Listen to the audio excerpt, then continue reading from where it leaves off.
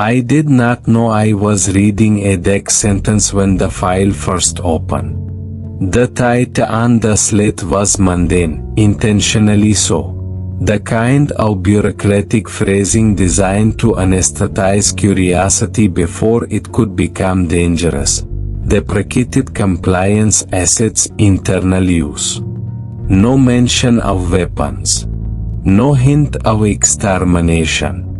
Just assets, compliance, internal. Words chosen carefully by people who understood that language was the first layer of control.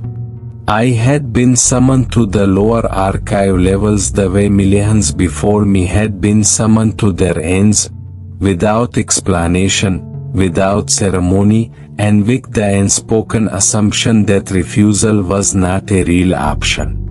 The lift descended for nearly 7 minutes, far longer than necessary in a fortress that prided itself on efficiency, and I remember thinking, absurdly, that the designers must have wanted anyone riding it to feel the distance growing between themselves and the surface, between daylight and whatever waited below. The walls were reinforced and marked except for serial numbers etched so deeply they looked more like scars than text. Servitors stood at each checkpoint, motionless, their eyes dull, their presence a reminder that even bodies could be, when usefulness outweighed dignity. By the time the doors opened, the air had changed. It was colder, drier, carrying a sterile scent that suggested preservation rather than abandonment. And that was when the first unease settled in my chest, quiet but persistent, like the beginning of an illness you know will get worse. The chamber itself was vast, larger than some high districts I had cataloged in other assignments, its ceiling lost in shadow, its aisles stretching beyond the range of the lumen strips mounted overhead. Shelves rose in perfect alignment, each filled with sealed containers, data cores wrapped in lead fall, physical records suspended in stasis fields that hummed softly as if breathing. This was not an archive meant for retrieval. It was an archive meant for containment. I understood that immediately, long before I accessed the first file, because everything about the place suggested that destruction had been considered and rejected. These records were not forgotten because they were unimportant. They were hidden because they were too useful. I began as instructed, with the earliest entries, expecting outdated weapon schematics or obsolete military platforms. The kind of historical detritus the Imperium accumulated simply because it never truly discarded anything. The first hours confirmed that expectation. Modified bolter payloads. Atmospheric dispersal systems theoretically designed for xenos containment. Crowd suppression technologies justified and in the language of riot control and civil stability. All unpleasant, but familiar. All framed, as always, as regrettable necessities in an anchoring galaxy. It was easy to work through those files mechanically, to log specifications and casualty projections without thinking too hard about the numbers, because that was how we were trained. Numbers were abstractions. Efficiency was virtue. Survival excused everything. The shift should have ended there, with me sealing the archive for another century. But the Imperium has never relied on chance, and the real work began with a data core no larger than my palm, marked only with a sigil I had seen before on documents that never left inquisitorial hands. Beneath it, in script so small it felt deliberately contemptuous, were curry words that change everything: internal population compliance. I remember hesitating, my hand hovering over the interface paired. Because some instinct older than my training recognized that those words did not belong together. Compliance was something imposed on others. Internal was not a category we acknowledge. I accessed the file anyway, because curiosity is not rebellion when it has been carefully cultivated and controlled. The first weapon detailed was not explosive. It was not dramatic.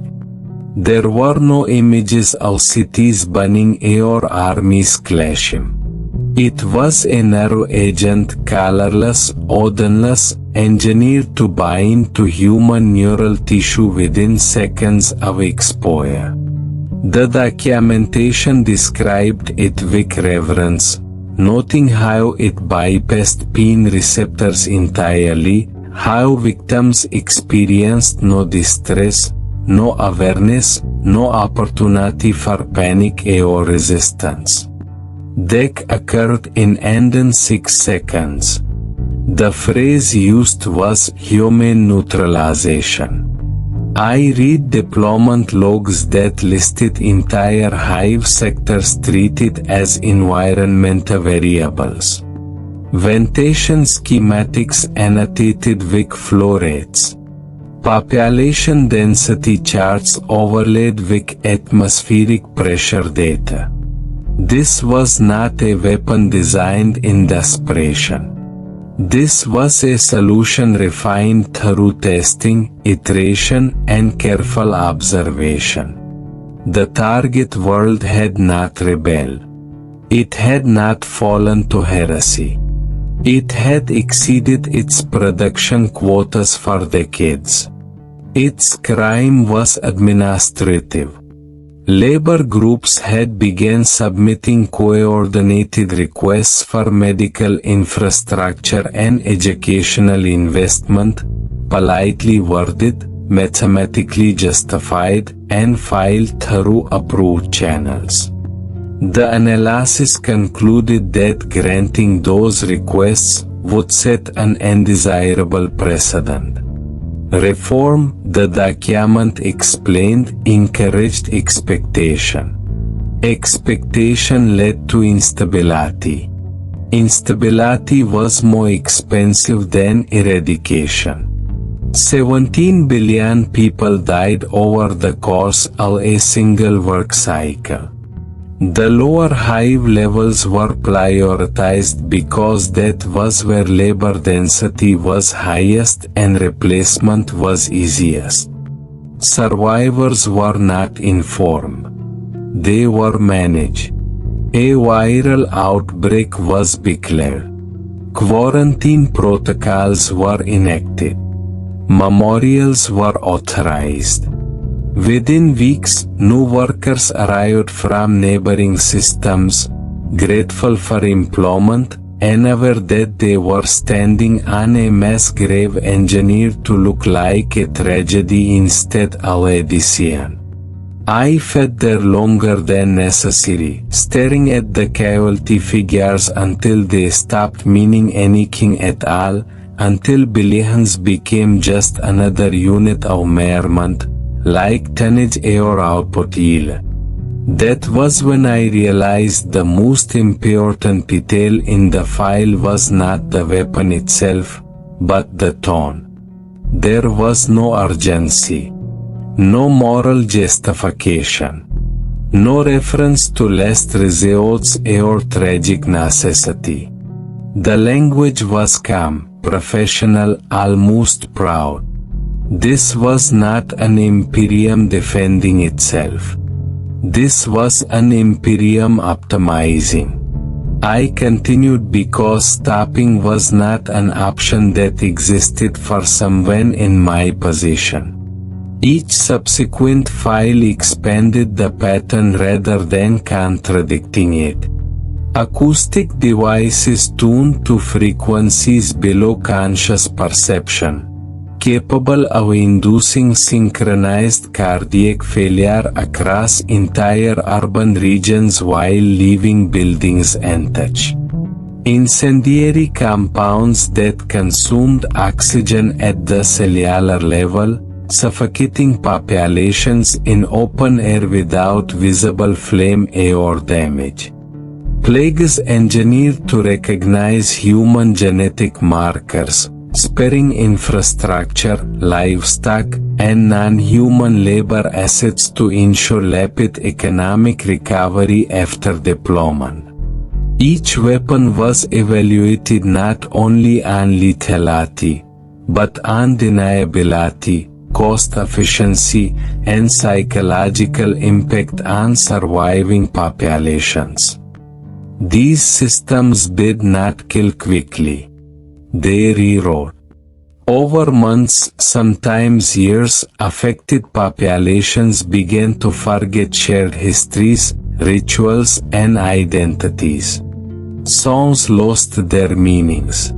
Traditions felt strangely hollow. Symbols that once inspired unity became decorative relics without emotional weight. The people remained alive, productive, compliant, but empty. When new narratives were introduced, they took root effortlessly, because there was nothing left to compete with them. The reports described this outcome as structural pacification without demographic loss, and I felt a chill realizing that, in some ways, it was considered superior to extermination. Deck ended usefulness. Erasure preserved it. The archive did not shy away from discussing. Mimetic weapons were slow and they required careful monitoring and oversight. Narrow agents were faster, but left traces. Acoustic systems were clean, but limited by population density and architectural variation. Each method had champions within the factions that argued passionately for their preferred solution, not on moral grounds, but on analysis and scalability. These debates were recorded like academic proceedings, complete with citations, dissenting opinions, and recommendations for future research funding. Reading them felt obscene, not because of their content, but because of their tone. These were intelligent, educated individuals discussing the systematic elimination of human populations with the detached enthusiasm of scholars refining a theory. At one point, a dissenting note caught my attention. An official questioned whether such widespread internal exterminations might, over time, undermine the Imperium's claim of legitimacy. The response was swift and devastating in its simplicity. Legitimacy, the reply argued, was not derived from the consent of the governed, but from the Imperium's continued existence. As long as it survived, its actions were justified retroactively.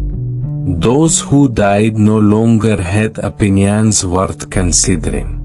It was the first time I saw the moral framework stated so plainly, stripped of ceremony and myth.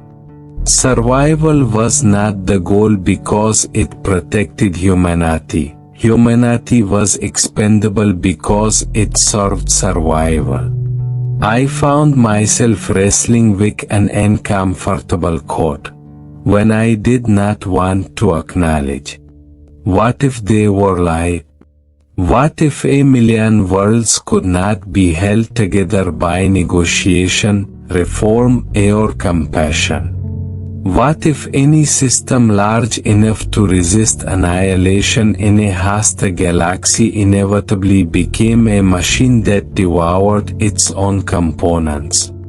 The archive did not ask these questions explicitly, but it answered them implicitly, over and over again, by demonstrating that alternatives had been considered and rejected as inefficient. Reform cost resources. Relocation required logistics. Mercy demanded patience. Extermination solved problems permanently. One particularly disturbing case involved a shrine world whose only function was spiritual. It produced nothing. It threatened nothing. Its people prayed, pilgrim after pilgrim, generation after generation. When its clerical leadership began advocating for increased charitable redistribution of tithes, the response was not debate, nor censure, nor replacement. A was beplowed during a planetary holy festival. The mechanism was grotesquely ingenious. The pathogen remained dormant until triggered by neurological and hormonal markers associated with religious ecstasy. As the faithful gathered, singing hymns in unison, their devotion activated the plague. Death followed moments later, so closely intertwined with rapture that many victims died believing they were experiencing divine communion. The reports praised the psychological efficiency. There were no riots, no resistance, no angry survivors demanding answers. The dead were mourned as martyrs to misfortune, and the reformist ideas died with them. I remember setting that file aside and staring into the darkness between the shallows, trying to convince myself that this level of calculation could not possibly be necessary. That somewhere, there must be another way humanity could endure without becoming this. But the archive offered no comfort. It offered only evidence. Case after case where populations were removed because they were inconvenient, inefficient, or ideologically untidy. Case after case where the Imperium emerged stronger, more stable, more unified in the aftermath. The machine work. That was the most terrifying conclusion of all. These superweapons were not beyond of madness or sadism. They were beyond of success. And as I continued deeper into the archive, when Koth refused to leave me, if this was how the Imperium treated entire worlds, what chance did a single individual ever have when they, too, became inconvenient? I reached the kids section expecting escalation, but what I found instead was intimacy, and that was far worse. These records were no longer concerned with solutions or demographic optimization models. They focused on precision, on control measured not in billions, but in selectivity. The Imperium, it seemed, had grown dissatisfied with weapons that merely erased populations. Too bland, too wasteful, too visible in aggregate, even when deniability held. What followed was the evolution toward weapons that could excise a society's ability to resist while leaving the body of that society intact, functioning, obedient, and unaware of what had been removed. The first files described temporal compression fields deployed against resistance networks. These devices did not kill directly. They altered local time flow within precisely mapped zones, accelerating it to such extremes that targeted individuals aged decades in the span of hours. Revolutionary leaders died of organ failure. Coordinators withered into frailty. Fighters collapsed into dust clouds before they could act. To the outside world, they passed. To those inside the field, an entire lifetime ended. The official assessment praised the outcome. Zero collateral damage, no public executions, no martyrs, no symbols for future rebellion. Natural death accelerated by environmental anomaly. Acceptable narrative.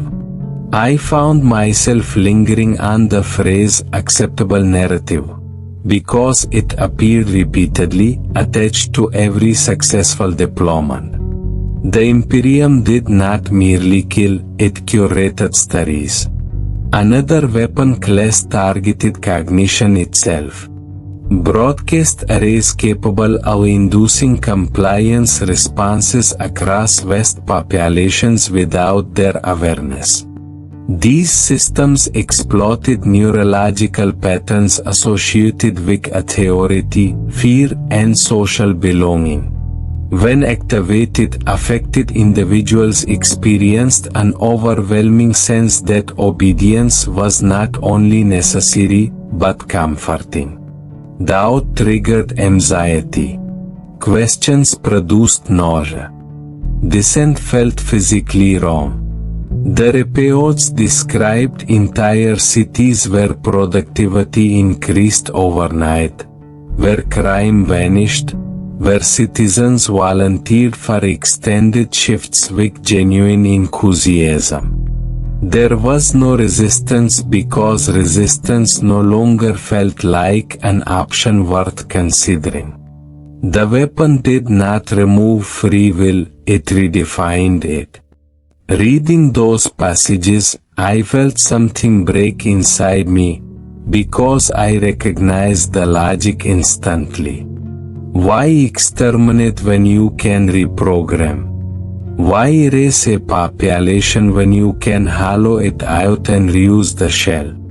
The Imperium, ever pragmatic, favored solutions that maximized return on investment. And then I reached the subcategory that had been flagged with additional security protocols. The kind that trigger biometric verification every few minutes, as if the archive itself wanted to be certain I was still compliant. These were the devices. Entire cities folded into non-viable special states, not destroyed, but displaced into dimensions that could not sustain human life. The documentation was disturbingly clinical. Extraction was theoretically possible, the reports noted, but economically unjustifiable. Survivors, if any could be detected, were written off as acceptable loss. The cities left behind were replaced by craters exhibiting anomalous gravitational properties, easily explained as industrial accidents or tectonic failures. I paused when I saw a familiar designation in one of those files, a mining world on the fringe of a minor subsector, population just over 6 million, resource depletion noted as the primary issue. The request history matched what I remembered being taught in my early scholastic years: petitions for relocation assistance, retraining programs, agricultural conversion. All denied. Budget constraints cited. The alternative solution approved without dissent. The deployment date was etched into my mind before I consciously understood why. I had been 14 years old when the ground began to shake. I had survived because I was on the settlement's edge, visiting a friend near the agricultural domes, far enough from the epicenter that when reality folded inward and light bent in ways my mind still struggles to process, I lived. 30,000 of us lived. We were evacuated quickly, efficiently, compassionately, or so it seemed at the time. Trauma counseling, memory stabilization, new identities. new lives. I had believed for decades that I was a survivor of a tragic accident. Reading that file, I learned I was the residue of a mare. My world had not died because it rebelled or failed or fell to heresy. It had died because it was cheaper to erase us than to move us. I do not remember how long I stood there, holding the slate, rereading the same lines until the words lost coherence. The archive did not acknowledge my reaction. It did not pause. It did not offer space for grief. It simply waited, patient and indifferent, for me to continue. And I did, because stopping would not bring my world back, and because somewhere deep inside, a golden realization had begun to take shape. If the Imperium could erase my planet without hesitation, without remorse, without even bothering to lie particularly well, then my survival was not mercy. It was an oversight, a rounding error. And oversights, I knew from the archive, were corrected eventually. After that discovery, the archive changed, or perhaps I did. The records that followed no longer felt abstract, no longer distant or theoretical. Every specification, every casualty projection, every marginal note written in the tidy script of some administrator now felt personal, as if the machinery described in these files had turned its attention toward me specifically, not as a target yet, but as a variable and an observation. This section was devoted not to weapons alone, but to doctrine, to the philosophy that governed when and why those weapons were used.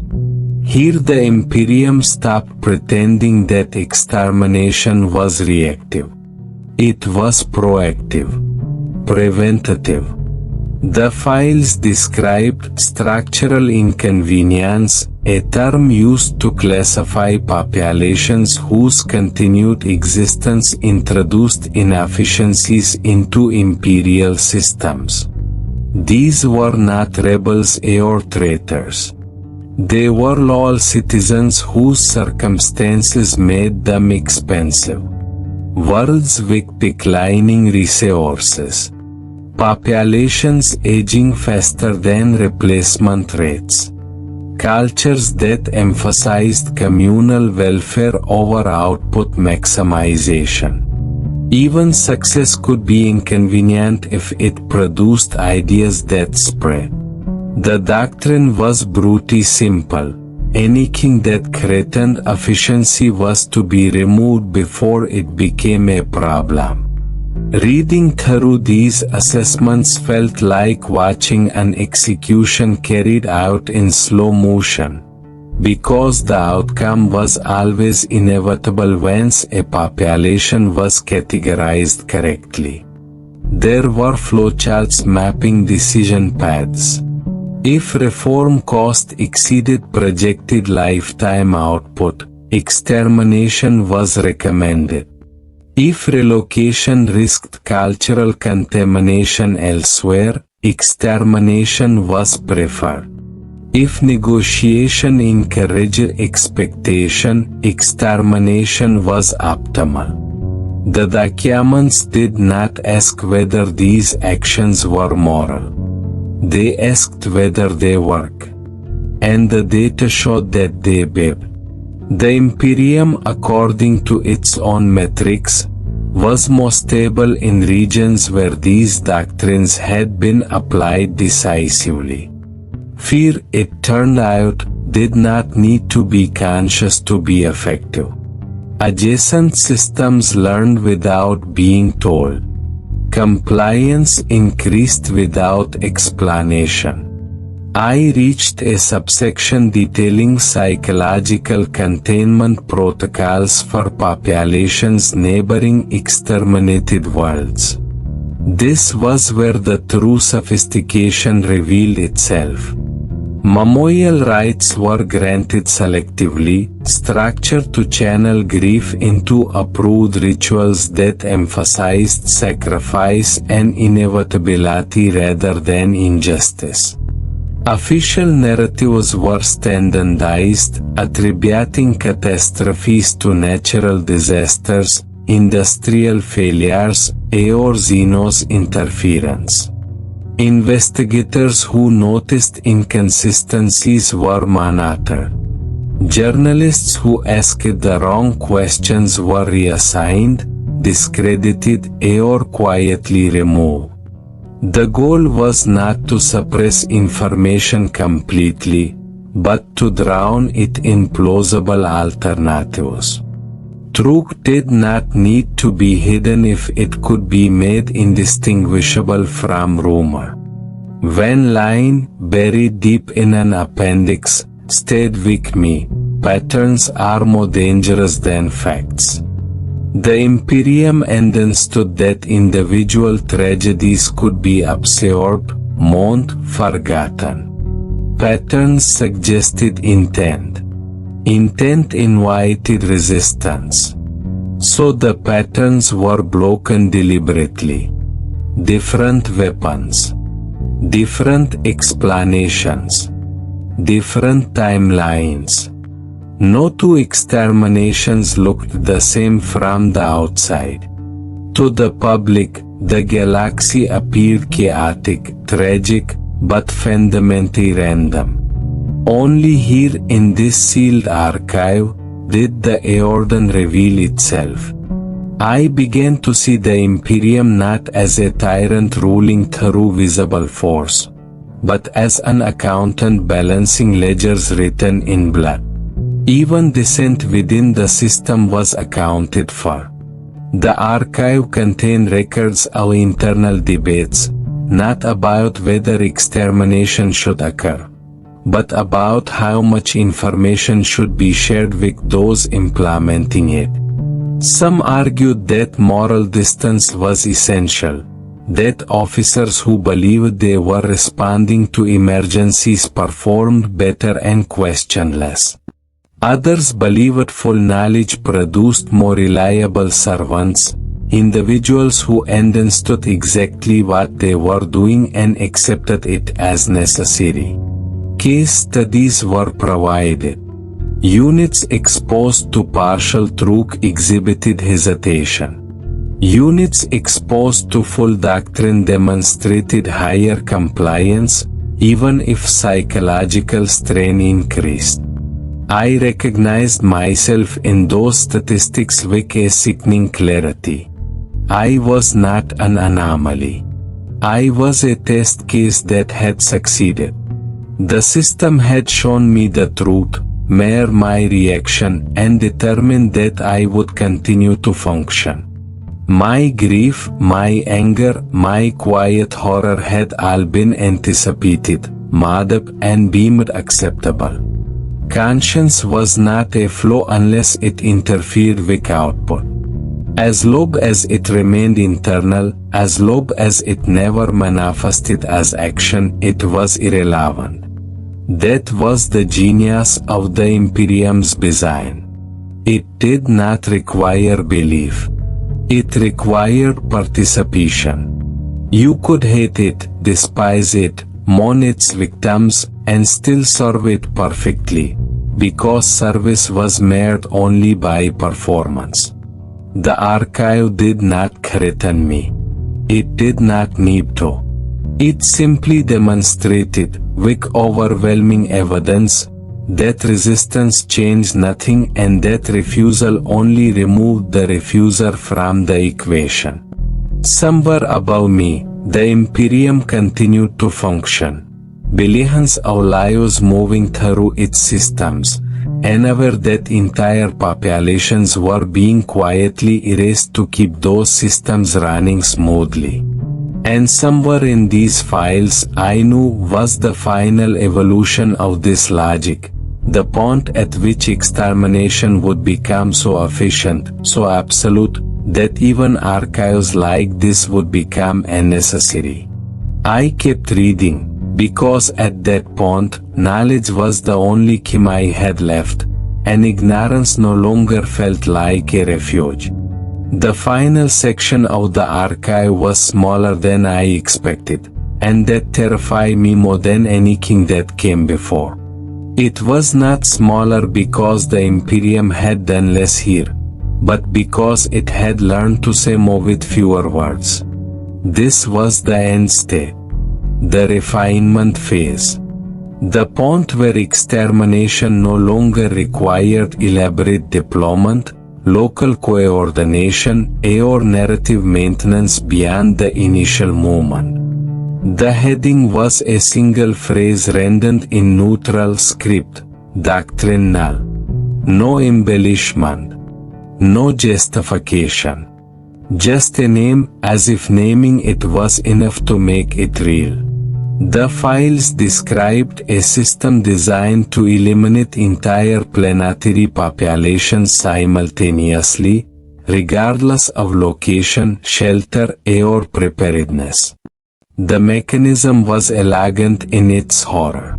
Orbital platforms generated harmonic resonance patterns in a planet's magnetosphere, creating standing waves that penetrated atmosphere, shielding, void suits, and subterranean structures alike. Every human nervous system on the planet received the same signal at the same moment. Death was instantaneous. No pain. No panic. No awareness. One moment a world lived. The next it did not. Casualty rate 100%. Infrastructure damage negligible. Environmental impact minimal. Survivors none. Witnesses none. The reports praised the system's purity. No messy aftermath. No displaced populations. No need for quarantine, memorials, or fabricated explanations involving plagues or accidents. The planet could be repopulated at leisure or immediately, its cities intact, its history erased not by propaganda, but by absence. I noticed how often the word merciful appeared in these documents, not as a moral claim, but as a technical descriptor. Merciful because victims never experienced betrayal. Merciful because no one lived long enough to understand that they had been inconvenient. Merciful because knowledge itself eliminated eliminated alongside life. Doctrine null was not meant to be common. The cost was high. The coordination complex. But it was reserved for scenarios requiring absolute certainty. Worlds beamed not because they rebelled, but because they might someday introduce inefficiency on a scale too large to risk. Successful tests had already been conducted on isolated systems, their populations small enough to avoid notice, their absence easily attributed to navigational hazards or warp instability. Reading this, I realized that everything in the archive led here. Nerve agents, acoustic weapons, mimetic erasure, reality collapse. Each was a step toward reducing friction, toward removing human unpredictability from the process entirely. This was extermination without emotion, without proximity, without responsibility. No individual pressed a button that killed a world. Authorization codes moved through layers of bureaucracy, each signer performing a small, justified action until they occurred as an emergent property of procedure. Everyone was involved. No one was culpable. I closed the final file and understood, with a clarity that had more than grief, that the Imperium did not survive despite this machinery. It survived because of it. This was not corruption. It was design. A system so vast that it could not afford sentiment, so threatened that it could not tolerate inefficiency, so focused on continuation that it treated its own people as consumable material. I had spent my life believing loyalty was a shield, that service earned protection, that sacrifice mattered. The archive revealed the truth with brutal honesty. Loyalty only delayed disposal. Service only justified exploitation.